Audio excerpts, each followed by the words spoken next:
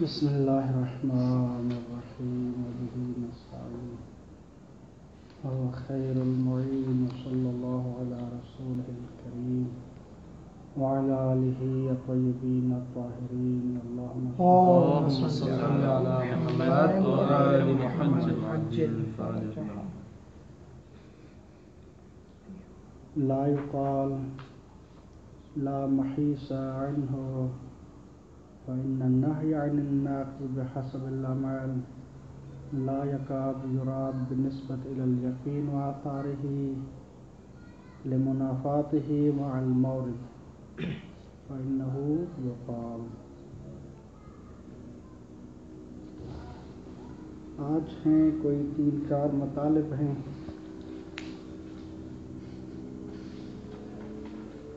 لا یقال میں مستشکل ہے وہ آغا شیخ انصاری کا اس کی فیور میں ہے. کہتے ہیں کہ دیکھیں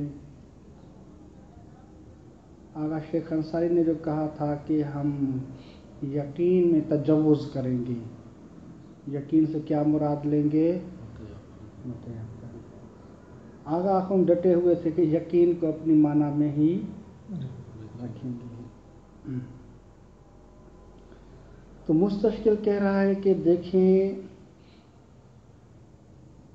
ہمارے مورد میں جو یقین ہے وہ حتماً و جزماً یقین سے مراد متیقن لیں گے. یقین بما ہو یقین مراد نہیں لے سکتے.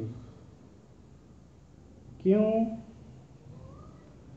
کہ ہمارے پاس جو ہے وہ شخص کے لیے ایک یقین تھا وضو کے بارے میں، پھر اس سے کیا خفقتین ہوئی یا اونگ ہوئی یا فلاں، تو امام نے کہا تھا کہ وہ اعادہ نہیں کرے گا.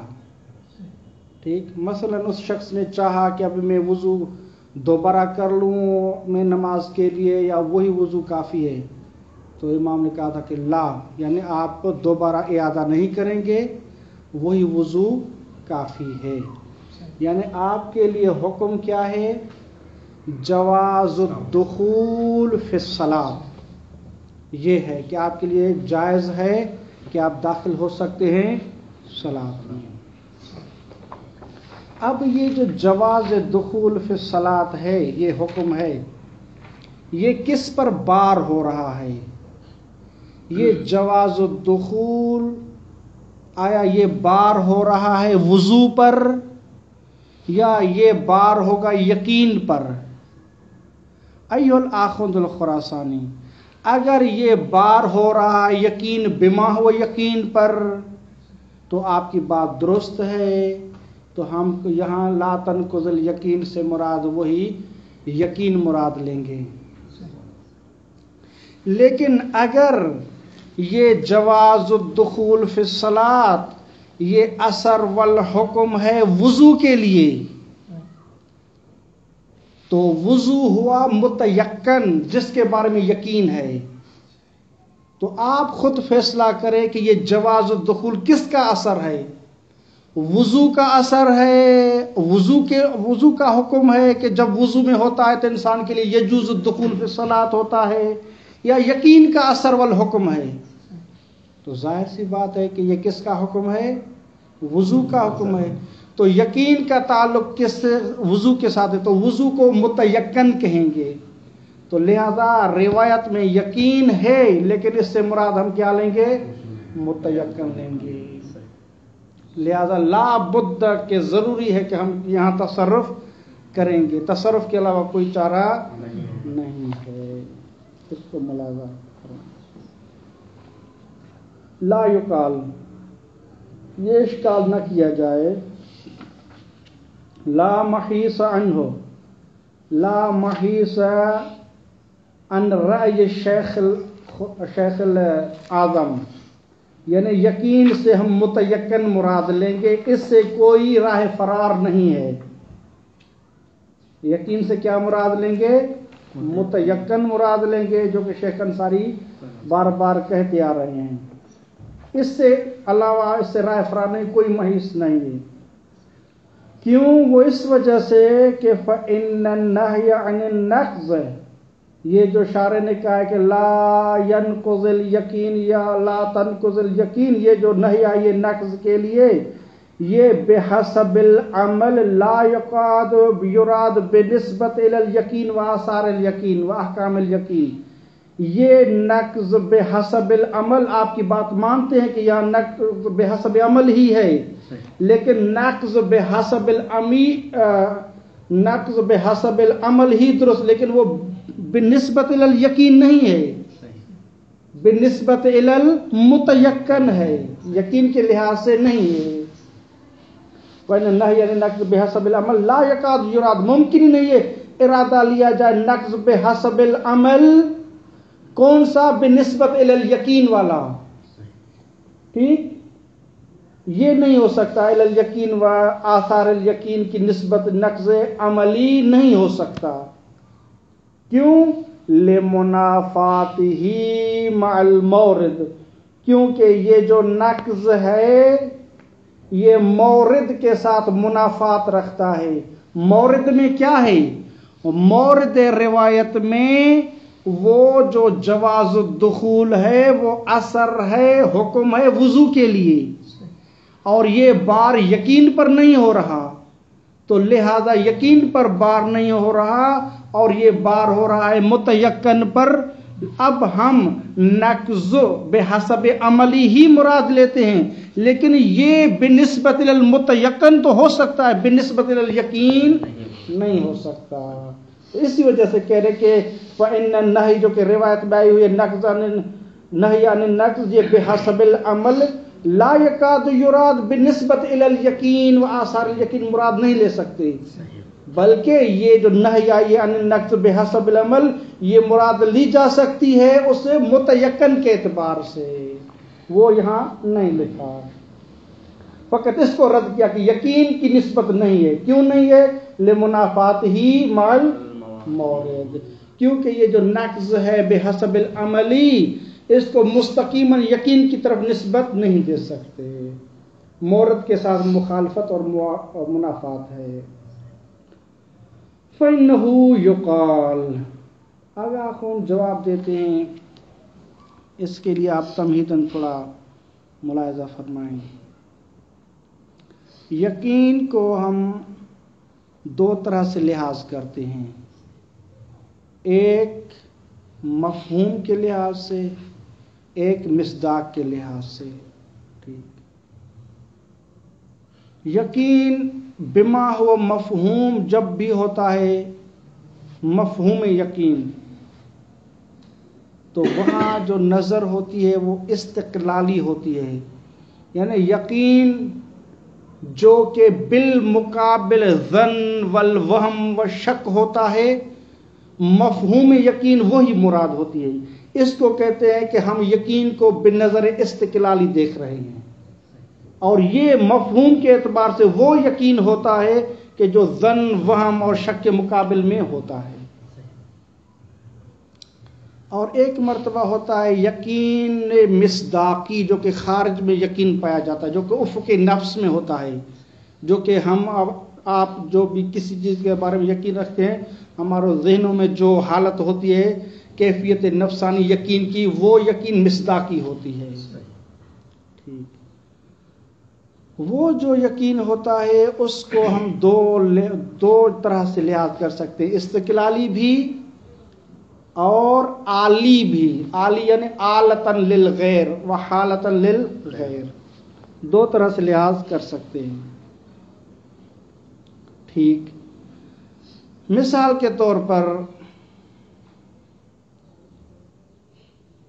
آپ یہ دیکھیں، موبائل، آپ نے کہا ہم نے موبائل کو دیکھ لیا، در این حالی کہ آپ موبائل کو دیکھ رہے ہیں، آیا اس میں آپ کو ظن ہے، شک ہے، وہم ہے یا یقین ہے؟ یقین ہے، ٹھیک۔ تو آپ کو یقین ہے اور اس یقین کے ذریعے اس موبائل کو دیکھ رہے ہیں، لیکن یقین بیچ میں مغفول عنہ ہے، اس کو آپ نہیں دیکھ رہے، ٹھیک۔ آپ مستقیماً کس کو دیکھ رہے ہیں؟ اس موبائل کو دیکھ رہے ہیں، لیکن آپ کو یقین ہے، اس یقین کے ذریعے دیکھ رہے ہیں موبائل کو یا مجھ کو، کتاب کو، دیواروں کو، کسی کو بھی یقین کی حالت میں ہے، تو یقین مغفول عنہ ہوتا ہے اور آپ اس چیز کو دیکھتے ہیں، اس متیقن کو دیکھتے ہیں۔ یہ خصوصیت ہے مصداق خارجی کی۔ لیکن بس اوقات کیا ہے، اس مصداق خارجی کو بھی ہم ایک آلے اور استقلالی بھی ملاحظہ کرتے ہیں، ٹھیک؟ مثلا ہم کہتے ہیں کہ اذا علمت بمجیء زید فاکرم ہو، تو آپ جب مثال کے طور پر مجیء زید کے بارے میں علم ہو، یقین ہو، تو آپ اس میں کیا کریں؟ اس کا اکرام کریں۔ تو یہاں ہم ایک لحاظ سے، آگے بات ہوگی جو، ایک لحاظ سے اس کو استقلالی بھی دیکھ سکتے ہیں اور دوسری نظر سے اس کو عالیت کے لحاظ سے بھی دیکھ سکتے ہیں۔ بہرحال خلاصۃ الکلام یہ کہ جو یقین خارجی اور مصداقی ہوتا ہے اس کو دو طرح سے لحاظ کر سکتے ہیں، آلتاً و استقلالاً، دونوں طرح سے۔ لیکن جو مفہوم ہوتا ہے یقین کا، اس کو فقط ہم کیا دیکھ سکتے ہیں؟ استقلالی۔ آگے آخوند آتے ہیں اور کہتے ہیں کہ آپ نے کہا تھا کہ یقین میں ہم تصرف کریں گے اور یقین سے مراد متیقن لیں گے، کیونکہ یہاں روایت میں جو جواز الدخول ہے وہ متیقن پر بار ہو رہا ہے، نہ کہ بذات خود یقین پر۔ آگاہ خود کہتے ہیں ہاذا، یہ آپ کی بات اس وقت درست ہے جب یہ جو روایت میں آیا ہوا ہے، قضیہ آیا ہوا ہے، لا ينقض الیقین یا لا تنقض الیقین، یہاں جو ہے یقین استقلالی ہو تو آپ کا اشکال وارد ہے، درست ہے، ٹھیک۔ لیکن یہاں یقین جو آیا ہوا ہے لا تنقض الیقین، یہاں جو یقین ہے یہ استقلالی نہیں ہے، اس کو ہم عالی دیکھ رہے ہیں، یہ اعلیٰ ہے ہمارے لیے، اس کے ذریعے سے ہم اس متیقن کو دیکھ رہے ہیں، یعنی اسی کے اندر سے ہم کیا دیکھ رہے ہیں؟ متیقن کو۔ جس طرح کہ ابھی میں نے کہا کہ آپ اس کو دیکھ رہے ہیں، ہاں، تو آپ یقین ہے تو اس یقین کے ذریعے سے اس کو دیکھ رہے ہیں، لیکن وہ یقین کیا ہے؟ مغفول عنہ ہے۔ تو یہاں لا تنقض الیقین، یہ جو یقین آیا ہوا ہے یہ یقین عالی ہے، استقلالی اس کو نہیں دیکھ رہے۔ استقلالی کی ایک مثال دوں میں، ایک شخص ہے وہ کہتا ہے، مثلا نظر کرتا ہے کہ اس کا بیٹا مثلا جہاد پہ گیا ہوا ہے یا فوجی یا باہر گیا ہوا، وہ کہہ رہا ہے کہ مجھے جب تک قطع اور یقین ہوگا تب تک میں اس کے لیے کیا صدقہ دیتا رہوں گا کہ وہ زندہ ہے۔ مثال ایک دن اس کو یقین ہے قطع، تو وہ اپنے نفس میں دیکھے گا، ہاں یقین ہے اس کے زندہ ہونے کا، تو وجوب صدقہ اس نے ایک الف نکال لیا۔ دوسرے دن پھر بھی اپنے وجدان میں دیکھے گا کہ یقین ہے کہ وہ زندہ ہے، تو کیونکہ اس نے نظر رکھی ہوئی تھی کہ جب تک مجھے یقین ہوگا اس کی حیات کا میں صدقہ دیتا رہوں گا، تو یہ ہر روز اپنی اس حالت نفسانی کو دیکھے گا کہ یقین کی حالت پہ ہے یا نہیں ہے۔ تو اس سے یہ ہے کہ یہ یقین کو دیکھے گا استقلالاً، جب تک وہ افق نفس میں یقین کو دیکھے گا، ہاں یقین ہے، تب وہ صدقہ دے گا۔ اسے کہتے ہیں کہ یعنی نظر کا جو وجوب نظر ہے یہ متوقف ہے اس یقین استقلالی پر، ٹھیک۔ تو یہاں آگاہ خود کہہ رہے ہیں کہ یہاں یقین استقلالی مراد نہیں ہے، بلکہ یہاں جو یقین مراد ہے وہ یقین عالی ہے، اس کے ذریعے سے ہم اس متیقن کو دیکھ رہے ہیں۔ لا تنقض الیقین، اور یقین سے مراد یعنی یقین جو ہے اس دکھا دے رہا ہے اس متیقن کو، یہ ہماری کیا ہے؟ مدعا ہے۔ اگر خود یہ تو مدعا ہے، اس کے لیے دلیل چاہیے۔ اپنے بات سے ہاتھ نہیں اٹھا رہے کہ ہم یقین کو ادھر ادھر متیقن مراد لے لیں، پھر بھی کیا کیا ہے؟ اس یقین کو عالی قرار دے کے اسی کے اندر ہمیں متیقن دکھا رہے ہیں۔ یہ نہیں کر رہے کہ ہم یقین سے مراد متیقن لے لیں، تجوز کر لیں جس طرح شیخ انصاری نے کیا ہے، نہیں، اس یقین کے اندر ہمیں کیا نظر آ رہا ہے؟ متیقن نظر آ رہا ہے، یہ آلتن ہے، آلہ ہے۔ شیخ آگا دلیل چاہیے، کہتے ہیں کہ دلیل یہ ہے غالباً عرف ناس میں جو خطابات وغیرہ ہوتے ہیں یقین کے لحاظ سے، اور وہاں یقین کیا ہے استعمال کیا جاتا ہے، وہاں یقین عالی ہوتا ہے، شذ و نظر و قلتاً کیا ہوتا ہے، وہاں یقین استقلالی مراد ہوتا ہے۔ تو یہ مثال کے طور پر ہم کہتے ہیں، ابھی مثلا آپ کو یقین ہے کہ یہ موبائل ہے، ہاں، جب آپ کو یقین ہے تو آپ کو کیا فلاں کریں یہ ہے، اب آپ کا ہے یقین ہے، ہاں یہ آپ کا ہے، مجھے یقین ہے کہ یہ میرا ہے، ہاں آپ کا ہے، تو پھر آپ اٹھا لیں۔ جس طرح روز بروز ہم جو بھی یقین استعمال کر رہے ہوتے ہیں، وہاں یقین کیا ہوتا ہے؟ یقین ایک آلہ ہوتا ہے، یعنی اس کے ذریعے سے ہم متیقن کو دیکھ رہے ہوتے ہیں۔ تو لہذا آغا خند کہتے ہیں کہ یہاں بھی شارع مقدس نے جو استصحاب کی جو روایت بیان کی ہے، یہاں یقین کا لفظ استعمال کیا ہے، عرف سے جو غالباً یقین کے استعمالات ہیں وہی روش اپنائی ہے۔ یہ غلبہ جو استعمال ہوا ہے عرف میں، یہی ہمارا معید ہے، یہ ظہور اسی میں ہے کہ یہاں یقین سے مراد بھی ہم یقین کیا مراد لے لیں؟ یقین عالی، نہ کہ استقلالی۔ ٹھیک، اس کے بعد ایک بحث ہے تھوڑی سی، وہ یہ ہے کہ استصحاب میں شارع مقدس کیا جعل کرتا ہے۔ ٹھیک، شارع مقدس اگر کہتا ہے کہ استصحاب حجت ہے، لا تنقض الیقین بشک ابداً، تو کیا جعل کیا ہے؟ تو کہتے ہیں کہ شارع مقدس نے یہاں حکم مماثل جعل کیا ہے۔ کیا جعل کیا ہے؟ حکم مماثل جعل کیا ہے۔ کیا حکم مماثل؟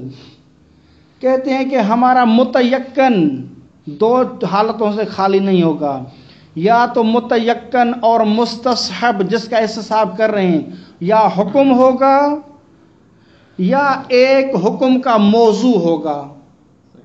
ٹھیک، اگر متیقن اور مستصحب حکم ہے، مثلا عصر حضور معصوم صلاۃ جمعہ واجب تھی، ابھی شک ہے، غیبت کا زمانہ ہے، حضور امام نہیں ہے، آیا وجوب ہے صلاۃ جمعہ کے لیے یا وجوب نہیں ہے؟ تو پہلے وجوب تھا، اب استصحاب کی برکت سے، لا تنقض الیقین بشک کی برکت سے شارع نے جعل کیا ہے وجوب کو، اور یہ وجوب مثل والمماثل ہے اس حکم مستصحب اور متیقن کا، اس کے کیا حکم ظاہری ہے، اسی کے مثل جعل کرتا ہے۔ یا اگر موضوع ہے کوئی بھی، مثلا وضو ہوا یا پانی ہوا، جو بھی ہے، مثلا جو بھی مثلا ہے، مثلا عدالت زید، تو عدالت زید جو ہے مستصحب ہے، تو پہلے اس پر کیا بار ہوتا تھا؟ یجوزو، مثلا اس کے خلفہ صلاۃ، اس کے پیچھے نماز کیا ہے؟ درست ہے۔ تو ابھی شارع کیا ہے؟ وہی جواز جعل کرتا ہے، اور یہ جواز جو ہے یہ مماثل ہے اس جواز کے جو پہلے ثابت تھا یقین والی حالت میں۔ ابھی یقین نہیں ہے، شک والی حالت ہے، تو شک والی حالت میں جواز الاقتداء ہے، لیکن یہ مثل ہے اس کے۔ تو دونوں صورت میں یا ہمارا مستصحب کیا ہوگا؟ حکم ہوگا، یا مستصحب موضوع ہوگا۔ دونوں صورتوں میں شارع مقدس حکم کو جعل کرے گا، اور یہ حکم مجعول مماثل ہوگا اسے حکم مستصحب کے یا اس موضوع کے اوپر جو بار ہو رہا تھا۔ اب آغا خند کہہ رہے ہیں کہ ہم دونوں چیزوں کو ملاتے ہیں۔ عرف نے کہا ہے کہ یقین جو ہے وہ مراد کیا ہوتی ہے؟ یقین عالی ہوتا ہے۔ یقین کیا ہوتا ہے؟ عالی ہوتا ہے۔ اور شارع مقدس کیا جعل کرتا ہے؟ حکم مماثل جعل کرتا ہے۔ اب یہ ہمارے پاس عبارت ہے لا ينقض الیقین، وہ شخص اس یقین کو نہیں توڑے گا، یا ہم مخاطب کا صیغہ استعمال کریں لا تنقض الیقین، آپ یقین کو نہ توڑیں۔ اور یقین سے مراد ہمارا کیا ہے؟ یقین یہ استقلالی نہیں ہے، یہ عالی ہے، اور اس میں ہم متیقن کو دیکھ رہے ہیں۔ تو شارح مقدس کأنہ یہ کہنا چاہتے ہیں کہ آپ عملاً یہ کریں کہ میں آپ کے لیے حکم جعل کرتا ہوں، اور یہ مماثل ہے اس متیقن کے۔ اگر متیقن حکم ہے، وجوب ہے، حرمت ہے، جو بھی ہے، تو میں وہی اس کے مثل حکم جعل کرتا ہوں۔ اگر وہ متیقن موضوع ہے تو اس موضوع کے لیے جو حکم تھا میں وہی حکم جعل کرتا ہوں، اس حکم کے مثل جعل کرتا ہوں۔ آپ جس طرح یقین کی حالت میں آپ اس متیقن کو اخذ کر رہے تھے اگر وجوب تھا، یا اگر موضوع تھا تو وہ اس پر جو حکم پارا تھا وہ آپ لے رہے تھے عملاً، ابھی بھی شک والی حالت میں آپ نقض نہ کریں۔ عملاً آپ کے لیے میں وہی حکم جعل کرتا ہوں اس کے مثل، لہذا آپ اس بنا عملی کو نہ روکیں، نہ کاٹیں، توقف نہ کریں، اسی کو جاری رکھیں۔ یہ ہمارا آگاہ کن کہہ رہے ہیں کہ مدعا اور دلیل ہماری کیا ہے؟ عرف ہوئی۔ اس کے بعد ایک توہم اور اس کا جواب ہے وہ عرض کرتے ہیں فَإِنَّهُ يُقَالُ، تو جواب میں ہم عرض کریں کہ انما یلزم، آپ کا اشکال بالکل درست ہے کہ ہم یقین کیا ہے، اگر یقین کو بما ہوا یقین مراد لیں گے، استقلالی مراد لیں گے، تو یہ منافات رکھتا ہے مورد کے ساتھ۔ اور مورد میں کیا ہے؟ وہ یقین کیا ہے؟ وہ یقین عالی ہے۔ اور وہ جو یقین عالی ہے وہاں کیا ہوگا؟ مثلاً کیا مراد ہوگی؟ یقین سے متیقن مراد ہے، اور متیقن چونکہ آثار جواز دخول الصلاۃ وغیرہ وہ یقین پر بار نہیں ہو رہے بلکہ کس پر بار ہو رہے ہیں؟ وضو پر۔ انما یلزم لو کان الیقین، آپ کا اشکال وارد ہے لو کان الیقین ملحوظا بنفسہ، اگر یقین روایت میں ملحوظ ہو بنفسہ تو آپ کی بات درست ہے، اشکال وارد ہے۔ ملحوظا بنفسہ و بنظر الاستقلالی، وہی ملحوظا نفسہ کا ہی اس کی تفسیر ہے، اور بنظر الاستقلالی ہو۔ لا ما اذا کان ملحوظا بنحو المرآتیۃ و بنظر العالی، اس صورت میں اشکال وارد نہیں ہوگا کہ جب ہم یقین کو دیکھیں اذا کان الیقین ملحوظا، جب یقین ملحوظ ہو بنحو المرآتیۃ و بنظر العالی، مرآتیت کے لحاظ سے یقین ہو تو آپ کا اشکال وارد نہیں ہے۔ مرآتیت میں کیا ہوگا؟ ہے تو یقین لیکن وہ مرآت ہے اس متیقن کے لیے، ٹھیک، اس حوالے سے پھر آپ کا اشکال وارد نہیں ہوگا۔ ٹھیک، یہاں دو ہوئے، یقین یا استقلالی ہوگا یا یقین کیا ہوگا؟ عالی ہوگا۔ لیکن ہمارے پاس کیا دلیل ہے کہ ہم عالیت مراد لے رہے ہیں، استقلالی مراد نہیں لے رہے ہیں؟ کہہ رہے ہیں کہ ہمارے پاس دلیل یہ ہے کما هو الظاہر، یہی ظاہر ہے، یقین جو کہ ملحوظ ہے بنحو المرآتیت و بالنظر العالی، هو الظاہر، یہی ظاہر ہے فی مثل قضیت لا تنقض الیقین، لا تنقض الیقین، یا اس کے جیسے دوسرے جو قضایا ہیں عرف میں، ان میں یہی ظاہر ہوتا ہے، هو الظاہر، یعنی یقین جو کہ مرآت ہوتا ہے، جو کہ عالی ہوتا ہے، وہی ملحوظ ہوتا ہے، وہی مراد ہوتی ہے، اس میں ظہور ہے۔ حیث تکون ظاہرۃ عرفا فی انہا کنایۃ عن لزوم البناء والعمل، ٹھیک، کما ہوا ظاہر، یہ ظاہر ہے، کیسے ظاہر، کہاں سے پتہ چلا کہ یہی ظہور ہے؟ کہتے ہیں کہ وہ ہمارے پاس ظہور کے لیے عرف ہماری کیا ہے؟ وہ دلیل ہے۔ حیث تکون القضیۃ، ظاہرتن یہ جو قضیہ ہے ظاہرتن عرفن عرف کے لحاظ سے ظہور رکھتا ہے کس میں فی انہا یہ جو قضیہ ہے لا تنقض الیقین کنایتن یہ کنایا ہے عن لزوم البناء والعمل کہ لازم ہے بنا رکھیں اور عمل کریں. بنا اور عمل کیسے کریں؟ بالالتزام کہ شارع مقدس کا انہو کہہ رہا کہ آپ ملتزم ہو جائیں کس کے؟ حکم مماثل کہ ایک حکم ہے کہ جو مماثل ہے مثل ہے کس کے؟ للمتیقن اس متیقن کے مماثل ہے. تعبدن یعنی آپ تعبدن اس کے ملتزم ہو جائیں. تعبدن یہ قید ہے اسے التزام کی. ملتزم ہو جائیں اس حکم مماثل کے لیے اور آپ یہ التزام تعبدی ہوگا. حکم مماثل للمتیقن. اب متیقن دو ہو سکتے ہیں یا تو حکم ہوگا یا موضوع ہوگا ایک حکم کے لیے. تو ابھی پہلا بیان کر رہے ہیں للمتیقن تعبدن اذا کان المتیقن حکما جب متیقن خود حکم ہو جب خود ہی حکم ہے جیسے وجوب ہم وجوب پہلے تھا یقیناً ابھی شک ہے تو شارع مقدس حکم جعل کرتا ہے یہ مماثل ہے اس حکم کے جو کہ متیقن تھا اسی کے یعنی مماثل جعل کر رہا ہے.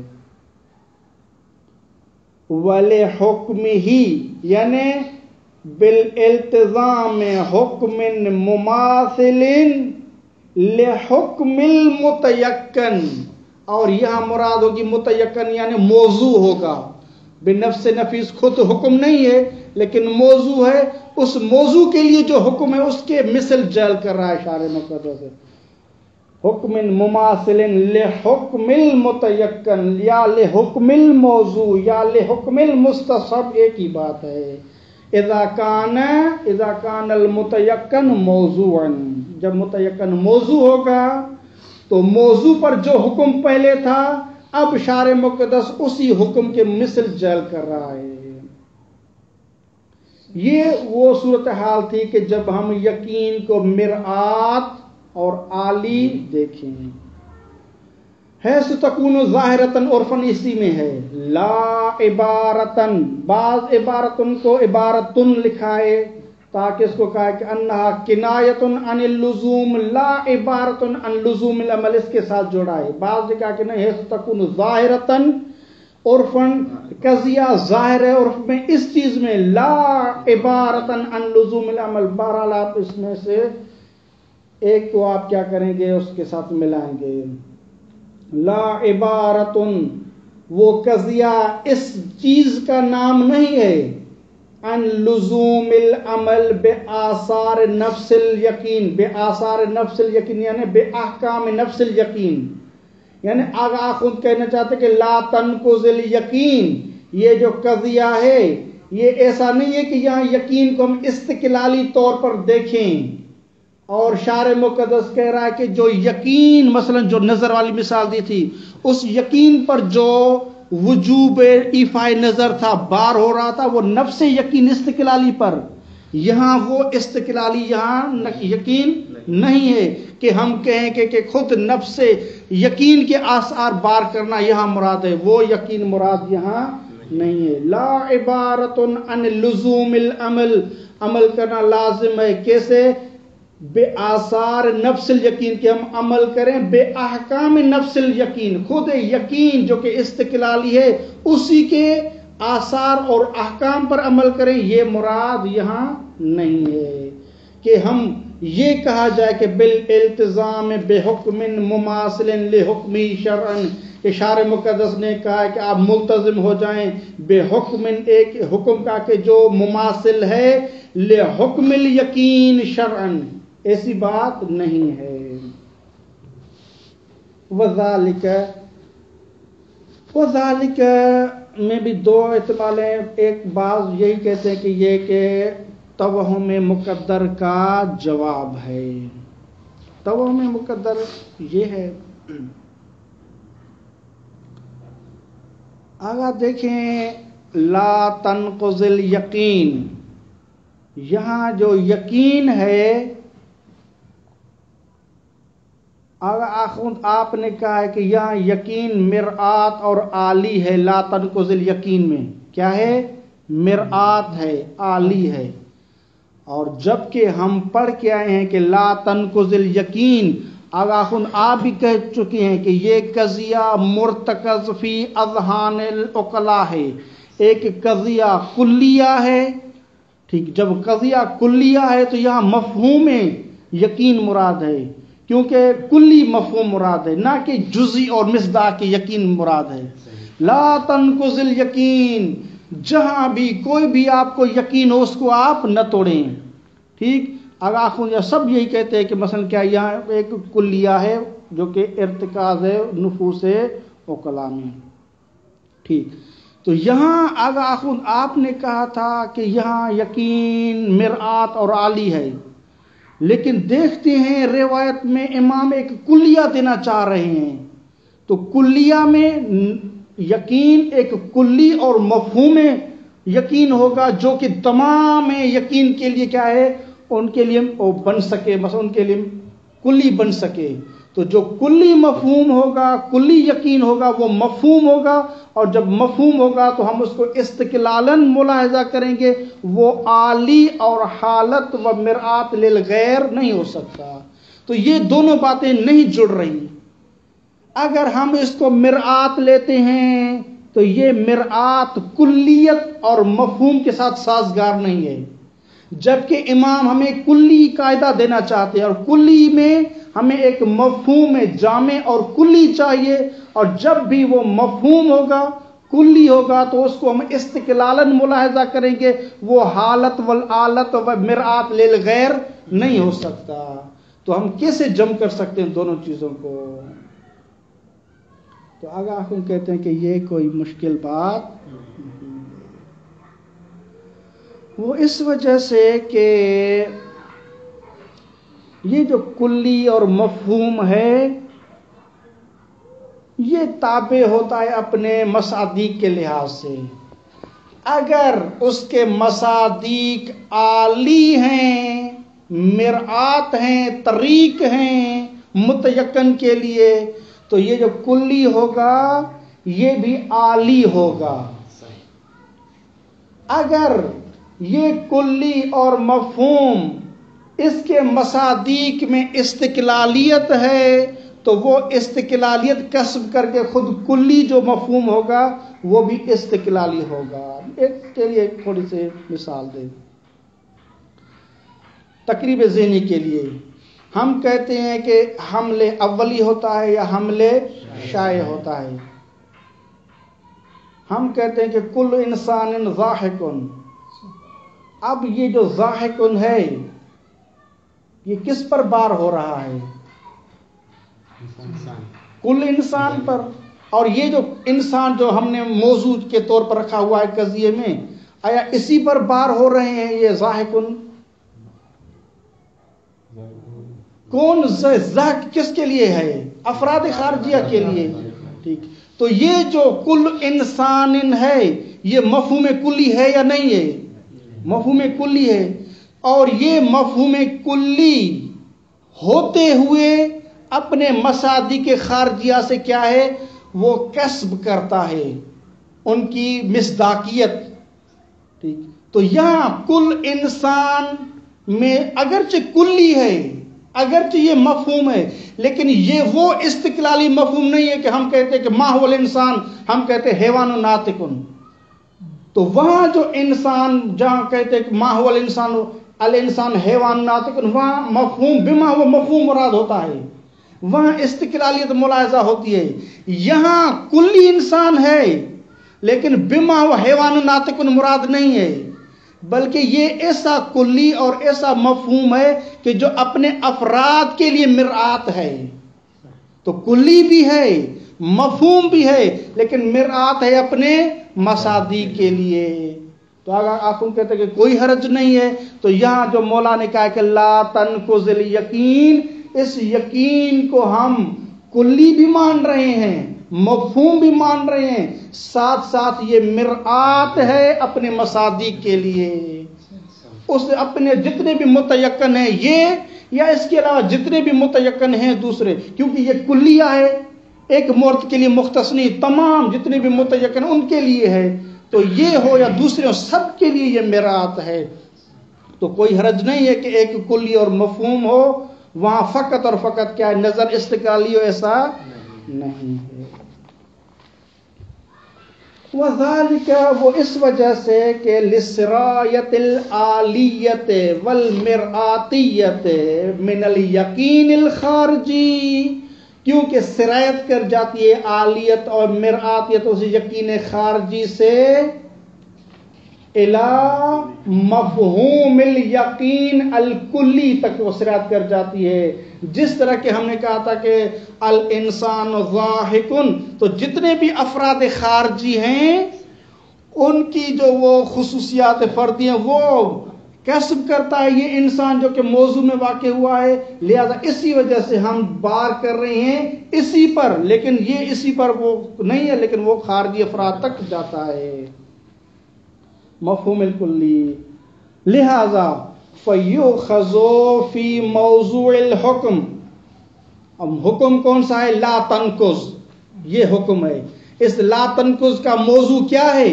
یقین رکھا ہے، لیکن کون سا یقین ہے؟ آیا یقین جو کہ استقلالی ہے؟ نہیں، وہ استقلالی مراد نہیں ہے، بلکہ وہ مرآت ہے جو کہ تمام متیقنوں کے لیے کیا ہے؟ وہ آئینہ ہے۔ فَيُؤْخَذُ، یؤخذ الیقین کلیتاً و مفہوماً اخذ کیا گیا ہے، فی موضوع الحکم، موضوع حکم میں۔ حکم کون سا ہے؟ لا تنقض، اور لا تنقض کا موضوع کیا ہے؟ لا تنقض الیقین، یہ جو یقین ہے، فی مقام بیان حکم الیقین، جب مولا بیان کرنا چاہتے ہیں اسے یقین کا حکم، لا تنقض الیقین، مع عدم دخلہ فیہ اصلا، حالانکہ مع عدم دخلہ اس یقین بما ہوا استقلالا، اور ایسا یقین کہ جو نظر والی مثال دی تھی جو کہ افق نفس میں ہوتا ہے، جو مستقلاً موضوع ہوتا ہے، مع عدم دخل الیقین فی الموضوع اصلا، یہاں اصلا وہ یقین بما ہوا مستقل مراد نہیں ہے۔ کما ربما یؤخذ، جس طرح کے بسا اوقات یقین کو لحاظ کیا جاتا ہے، اخذ کیا جاتا ہے، فی ما لہو دخل فی، جب اس یقین کی دخالت ہوتی ہے موضوع میں۔ یہ قطع کی بحث میں پڑھ چکے ہیں، یا تو بسا اوقات مستقلاً ہم یقین کو دیکھتے ہیں اور وہ تمام الموضوع ہوتا ہے حکم کے لیے، اور بسا اوقات جزء موضوع ہوتا ہے، تو دونوں صورتوں کی طرف یہ اشارہ ہے۔ ربما یؤخذ الیقین، کب؟ فیما للیقین دخل، دخل کہا یعنی حصہ ہے اس کا، یہ جز کی حیثیت ہے۔ فیما لہو دخل فی الموضوع، اس موضوع میں اس کی دخالت ہے یعنی جز کی حیثیت سے، اور تمام الدخل یا خود بنفس نفیس یقین کیا ہے؟ وہ مستقلاً موضوع ہوتا ہے۔ ففہم ثم انہو کا، اس کے بعد کیا ہے؟ وہ ایک یعنی وہ نہیں ہے مشکل، آسان سی بحث ہے۔ کہتے ہیں کہ یہ جو مورد روایت ہے وہ موضوعات خارجیہ کے ساتھ ہے، کیونکہ وضو کے بارے میں یقین تھا، اب وضو کے بارے میں کیا ہے؟ شک ہے۔ لہذا جب روایت میں وضو کے بارے میں بیان ہے اور بحث ہے، اور وضو کے بارے میں یقین و شک، یہ وضو موضوعات خارجیہ میں سے ہے۔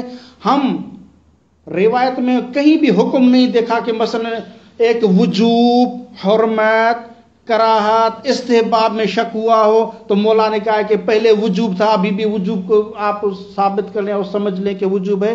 وجوب کا تو بحث ہی نہیں ہے روایت میں، روایت میں موضوع ہے، تو لہٰذا ہم یہ روایت استصحاب کے لیے ثابت ہے، تام ہے، لیکن موضوعات میں اسی سے وہ جو ہم نے پڑھا تھا کہ بعض کہتے ہیں کہ فقط موضوعات میں استصحاب جاری کریں گے دون الاحکام، تو وہ اس سے روایت میں اشتباہ کر جاتے ہیں، وہ کہتے ہیں کہ بس یہ موضوع کے ساتھ مختص ہے، ہاں موضوعات میں استصحاب کر سکتے ہیں دون الاحکام۔ آگے آخر کہتے ہیں کہ آپ کی بات درست نہیں ہے، وہ اس وجہ سے کہ یہاں لا تنقض یقین ہے اور یقین مطلق ہے، اور اس سے ہم نے کیا ہے، کیونکہ اس کو عالی اور مراد قرار دیا تھا متیقن کے لیے، ٹھیک، اور متیقن عام ہے، چاہے متیقن حکم ہو چاہے متیقن موضوع ہو۔ شارع مقدس جب حکم جعل کرے گا تو متیقن اگر حکم ہے تو اس حکم کے مثل جعل کرے گا، اگر متیقن موضوع ہے تو اس موضوع پر جو حکم ہے اسی حکم کے مثل جعل کرے گا، لہذا کوئی حرج نہیں ہے۔ یہ کسی نے کہا تھا کہ نہیں روایت میں تو موضوع ہے، تو آگا خود کہتے کہ نہیں، المورد لا یخصص الوارد، یہ لہذا اس وارد کو تخصیص نہیں دے سکتا، وارد عام ہے، اور وہ جو تعلیل امام نے بیان کی ہے وہ عام ہے، اس کو ملاحظہ فرمائیں۔ ثم انه حيث كان كل من الحكم الشرعي وموضوعه ما شك قابلا للتنزيل بلا تصرف وتاويل، ہر ایک حکم شرعی ہو یا موضوع حکم شرعی ہو، دونوں یعنی شک کی صورت میں وہ قابلن ہیں، تو اس میں قابلیت ہے لتنزیل، تنزیل کی ان میں قابلیت ہے، تنزیل یعنی شارع مقدس جو حکم جعل کرے گا، تنزیل کرے گا، وہ یا حکم ہوگا اس کے مثل جعل کرے گا، اگر موضوع ہے تو موضوع پر جو حکم ہے اسی کے مثل جعل کرے گا، یہ تنزیل ہے۔ قابلا للتنزیل بلا تصرف و تعویل، بلا کسی تصرف و تعویل کے۔ غایت الامر، منتہا بات یہ ہوگی کہ تنزیل الموضوع میں اس طرح تنزیل ہوگی، شارع مقدس اس طرح جعل کرے گا، بجعل مماثل حکم ہی، شارع مقدس اس حکم کے مماثل جعل کرے گا، بجعل مماثل، ایک مماثل کو جعل کرے گا، کس کے مماثل؟ حکم ہی، و تنزیل الحکم، اور حکم تنزیل الحکم، اور یعنی جعل کرے گا حکم کو، بجعل مثلہ، اس کے مثل کے جعل کرے گا، کما اشیر الیہ آنفا، جس طرح کہ ابھی ہم نے اوپر والی 2-4 لائنوں سے پہلے اشارہ کیا ہے، کان قضیۃ لا تنقض، یہ جو لا تنقض الیقین بشک ابداً، یہ جو قضیہ ہے ظاہرتاً، اس میں ظہور ہے، اور ہم نے عرض کیا کہ لا تنقض الیقین، یقین میں یقین عالی ہے، اور یہ مرآت ہے اس متیقن کے لیے، اور متیقن عام والمطلق ہے، شامل ہے حکم کو بھی اور موضوع کو بھی۔ کان قضیۃ لا تنقض ظاہرۃ فی اعتبار الاستصحاب، کہ استصحاب اعتبار اور حجت رکھتا ہے، اعتبار یعنی حجت، فی اعتبار الاستصحاب فی شبہات الحکمیہ والموضوع، یہ دونوں میں کیا ہے، شبہات میں استصحاب اعتبار رکھتا ہے یعنی حجت ہے۔ واختصاص المورد بالاخیرت، اور مورد یعنی روایت میں جو آیا ہوا ہے وہ تو وضو کے بارے میں بحث ہے، اور وضو تو ہمارا موضوع ہے، یہ تو حکم نہیں ہے، تو آگاہ خود کہتے ہیں اختصاص المورد بالاخیرت، مورد روایت مختص ہے موضوعیت کے ساتھ، بالاخیرت یعنی موضوعیت کے ساتھ۔